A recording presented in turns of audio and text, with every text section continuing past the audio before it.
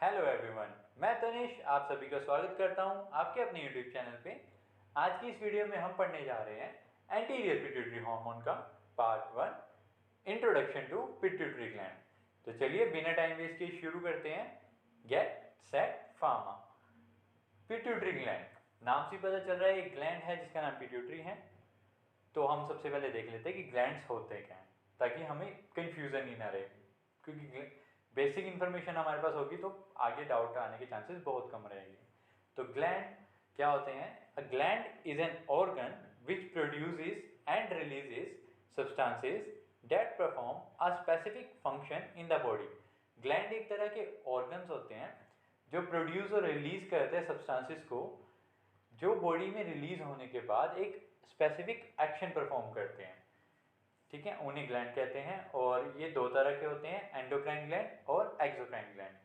Endocrine की बात करें तो ये डक्टलेस ग्लैंड होते हैं, और वहीं exocrine gland they contain ducts. Endocrine gland क्या करते हैं? सब्सटेंस रिलीज करते हैं जो कि हार्मोन्स होते हैं, और वो डायरेक्टली ब्लड स्ट्रीम में ट्रांसफर कर देते हैं। क्या किया?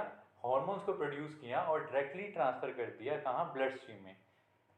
लेकिन एक्सोक्राइन क्या होते हैं? ये हार्मोन्स तो सिक्रीट नहीं करते, और ये जो भी सब्सटेंस सिक्रीट करते हैं, प्रोड्यूस करते हैं, वो डायरेक्ट सिक्रीट करते हैं थ्रू डक्ट। ठीक है, ये दोनों में बेसिक डिफरेंस है। और एग्जाम्पल की बात करें तो एंडोक्राइन के हैं पिट्यूटरी ग्लैंड और थायराइड ग्लैंड, और वहीं एक्सोक्राइन ग्लैंड के हैं स्वेट ग्लैंड और लिम्फ नोड। तो पिट्यूटरी ग्लैंड हमें पता चला किसका पार्ट है? एंडोक्राइन ग्लैंड का। इसका मतलब वो डक्टलेस ग्लैंड है, और वो हार्मोन्स रिलीज करेगा कहाँ? डायरेक्टली ब्लड स्ट्रीम में। तो चलिए नेक्स्ट देखते हैं पिट्यूटरी ग्लैंड। और पिट्यूटरी का एक सिनोनिम भी है, मतलब पिट्यूटरी को हम हाइपोफाइसिस भी बुला सकते हैं। ये एक बेसिक है जो कि जीपैट और कॉम्पिटिटिव एग्जाम में पूछा जा सकता है। नॉर्मली ये सिलेबस के पॉइंट ऑफ व्यू से इंपॉर्टेंट नहीं है। लोकेशन की बात करें पिट्यूटरी ग्लैंड की, तो ये हमारा स्कल है, जिसमें आप नोटिस कर सकते हैं एक बैंड है, यहाँ पर मैंने हाईलाइट किया है, जिसका नाम क्या है? सेला टर्सिका। ये एक तरह से स्कल में डेंट होता है अंदर की तरफ बना हुआ। इसी डेंट के अंदर क्या होता है? हमारा पिट्यूटरी ग्लैंड हाईलाइट किया हुआ है, आप देख सकते हैं।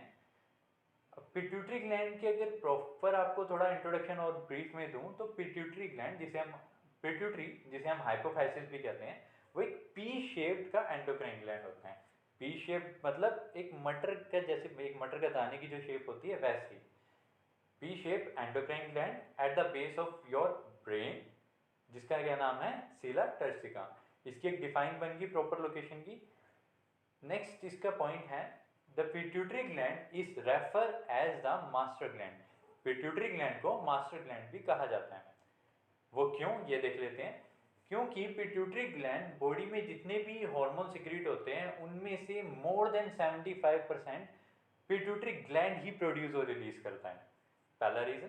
सेकंड है कि खुद तो ये मैक्सिमम प्रोड्यूस और रिलीज करता है, लेकिन दूसरे ग्लैंड को भी सिग्नल देता है कि आप अपने हार्मोन्स, क्योंकि हर ग्लैंड एक स्पेसिफिक हार्मोन्स को रिलीज करते हैं, प्रोड्यूस करते हैं, तो ये दूसरे ग्लैंड्स को भी कहता है कि आप अपना हार्मोन्स प्रोड्यूस और रिलीज करें, इसलिए इसे मास्टर ग्लैंड कहा जाता है।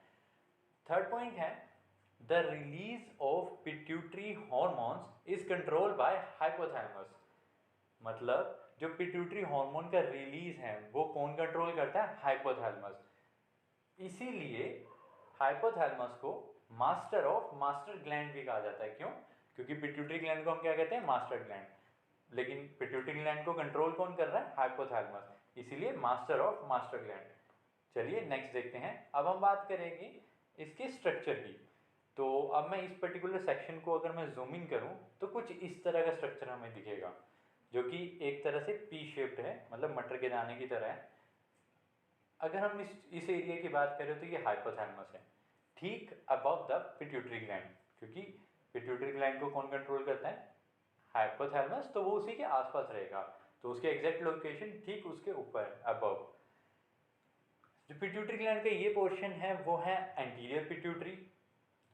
ठीक है, और अच्छा मैं यहीं से इजी कर देता हूँ आपको। मैंने अभी बताया था कि पिट्यूटरी का एक सिनोनिम है हाइपोफाइसिस। ठीक है, इसी तरह इंटीरियर पिट्यूटरी के जो सिनोनिम्स हैं वो एक है एडिनो हाइपोफाइसिस, क्योंकि पिट्यूटरी को हाइपोफाइसिस कहते हैं, तो एंटीरियर क्या हुआ, एडिनो पिट्यूटरी हाइपोफाइसिस, मतलब एडिनो हाइपोफाइसिस। इसका एक नाम और है, वो है पर्स एंटीरियर। जो ये मिडल पोर्शन है उसका नाम है मीडियन पिट्यूटरी। इसका सिनोनिम क्या है, मीजो हाइपोफाइसिस। पिट्यूटरी को हाइपोफाइसिस कहते हैं। और ये जो लास्ट पोर्शन है वो है पोस्टीरियर पिट्यूटरी, और इसके सिनोनिम क्या है, न्यूरो हाइपोफाइसिस और पर्स नर्वोसा। ये स्ट्रक्चर की बात होगी यहाँ पर, ठीक है। हमने लोकेशन देख ली, बेसिक इंट्रोडक्शन देख ली, और हमने स्ट्रक्चर भी देख लिया। अब हम क्या करेंगे, हम अब देखेंगे कि ये कौन कौन से हॉर्मोन्स को प्रोड्यूस और रिलीज करते हैं, और स्पेसिफिकली देखेंगे कि कौन से वाला पार्ट कौन कौन से हॉर्मोन्स को रिलीज करते हैं।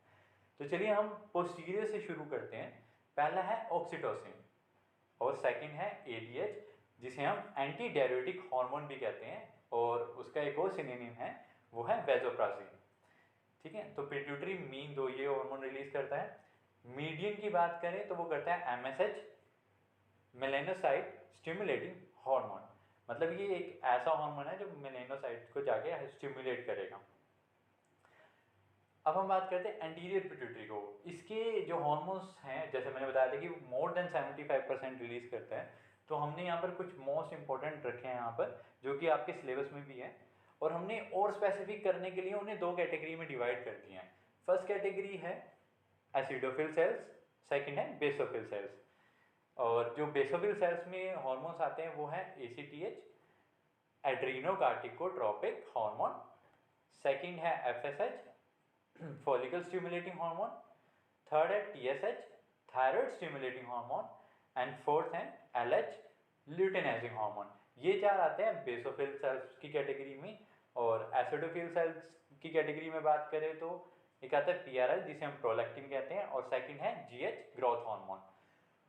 ये जो 6 हॉर्मोन्स हैं, यही वो हॉर्मोन्स हैं जो हमारे एग्जाम्स में आने वाले हैं, क्योंकि हमारे सिलेबस में एंटीरियर पिट्यूटरी का ही मेजर पोर्शन है। तो हम ये 6 हॉर्मोन्स को अलग अलग हर वीडियो में पढ़ेंगे, बिल्कुल डीप में प्रॉपर पढ़ेंगे, ताकि कोई कंफ्यूजन ना रहे। तो चलिए अब हम नेक्स्ट पोर्शन में जाते हैं वीडियो के, जो कि रहेगा की पॉइंट्स, कि अभी तक हमने इस वीडियो में क्या क्या पढ़ा है उसे हम एक क्विक रिव्यू में याद करेंगे। तो चलिए शुरू करते हैं। पिट्यूटरी हाइपोफाइसिस, जिसे हम हाइपोफाइसिस भी कहते हैं, इस शेप एंडोक्राइन ग्लैंड, मटर के दाने की शेप का एक एंडोक्राइन ग्लैंड है at the base of the brain, जिसे हम सिरा टर्सिका कहते हैं। तो ये इसकी लोकेशन हो गई। इसके बाद है the pituitary gland is refer to as the master gland. Pituitary gland को मास्टर ग्लैंड भी कहते हैं, और वो क्यों कहते हैं कि हमने बताया था कि मोर देन 75% हॉर्मोन्स रिलीज और प्रोड्यूस पिट्यूटरी ग्लैंड करता है, और साथ ही साथ दूसरे ग्लैंड्स को भी सिग्नल देता है उनके हॉर्मोन्स को प्रोड्यूस और रिलीज करने का। नेक्स्ट है कि पिट्यूटरी हॉर्मोन्स को रिलीज जो है वो हाइपोथैलेमस कंट्रोल करता है, इसीलिए हाइपोथैलेमस को मास्टर ऑफ मास्टर ग्लैंड भी कहते हैं। ये इसका स्ट्रक्चर है, जिसमें ये एंटीरियर पिट्यूटरी, ये मीडियन पिट्यूटरी, और ये है पोस्टीरियर पिट्यूटरी। हमारे सिलेबस में मोस्ट इंपॉर्टेंट और जो पोर्शन है जिसका, वो एंटीरियर पिट्यूटरी का है। तो ये वो 6 हार्मोन है जो हमें पढ़ने हैं। दो कैटेगरी में डिवाइडेड है, acidophil cells, basophil cells. Basophils में आते हैं एसीटीएच, एफएसएच, टीएसएच और एलएच, ये 4 बेसोफिल्स में। एसिडोफिल्स में 2 आते हैं, पीआरएल, प्रोलैक्टिन और जीएच, ग्रोथ हार्मोन। तो यही 6 हमने आगे पढ़ने हैं। तो चलिए हम वीडियो के लास्ट पोर्शन में पहुंच चुके हैं, जहां पर हम एक अमेजिंग फार्मा फैक्ट आपके साथ शेयर करेंगे। तो चलिए 3, 2, 1। The teeth is the only part of the human body that can not repair itself. मतलब हमारी बॉडी में अब हर पार्ट खुद को रिपेयर करने के कैपेबल है, किसे छोड़ के, टीथ को छोड़ के। तो ये था हमारा आज का amazing pharma fact. I hope आपको वीडियो पसंद आई हो और आपके लिए यूजफुल हो। बेल आइकन को जरूर दबाना ताकि हमारी लेटेस्ट अपडेट आपको मिलती रहे। अगर वीडियो अच्छी लगी तो लाइक करना मत भूलिएगा, और कमेंट करके जरूर बताइएगा आपको ये वीडियो हेल्पफुल लगी या नहीं लगी, ताकि हम अपने आप को इम्प्रूव करते रहें। Thank you so much, thank you all.